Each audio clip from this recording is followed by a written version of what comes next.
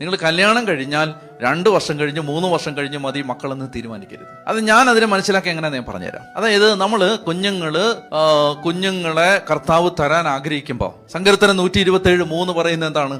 മക്കൾ ദൈവത്തിന്റെ ദാനം, ഉദരഫലം ഒരു സമ്മാനം. സമ്മാനം എന്ന് പറയുന്നത് ഗിഫ്റ്റാണ്. ഇപ്പൊ ഇതൊരു ഗിഫ്റ്റ് ആണെങ്കിൽ ഞാൻ ഈ ഗിഫ്റ്റ് നിങ്ങൾക്ക് തരാൻ പോവാണ്. ഞാൻ ഭയങ്കര സ്നേഹത്തോടു കൂടി ഒരു സമ്മാനം നിങ്ങൾക്ക് തരാൻ പോവാണ്. അപ്പൊ ഈ സമ്മാനം ഞാൻ നിങ്ങൾക്ക് തരാൻ ഇങ്ങനെ നീട്ടുമ്പോൾ നിങ്ങൾ പറയാണ്, എനിക്ക് ഇപ്പൊ ഈ സമ്മാനം വേണ്ട, ഒരു 2 വർഷം കഴിഞ്ഞ് മതി എന്ന് പറഞ്ഞാൽ ഞാൻ അത്ര ആഗ്രഹത്തോടാണ് ഇത് കൊണ്ടുവന്ന് തരുന്നതെങ്കിൽ എനിക്ക് വലിയ പ്രയാസമാണ്. ഞാൻ പലപ്പോഴും ചിന്തിച്ചിട്ടുണ്ട്, ഒരുപാട് ക്രിസ്തീയ കുടുംബങ്ങൾക്ക് മക്കളെ കൊടുക്കാൻ കർത്താവ് ഇങ്ങനെ നിറഞ്ഞ മനസ്സോടെ 2 കൈ നീട്ടി വന്നപ്പോൾ വേണ്ടാന്ന് പറഞ്ഞ ആളുകളാണ് നമ്മൾ. കുറച്ചുകൂടെ കഴിഞ്ഞിട്ട് മതി എന്ന് പറഞ്ഞ ആളുകളാണ്. അപ്പം നിങ്ങൾ പറയും, അച്ഛൻ അങ്ങനെ പറയാം, അച്ഛന് ഭക്ഷണത്തിന് ബുദ്ധിമുട്ടില്ല, അച്ഛന് സാമ്പത്തിക ബുദ്ധിമുട്ടില്ല, അങ്ങനെ പറയാം.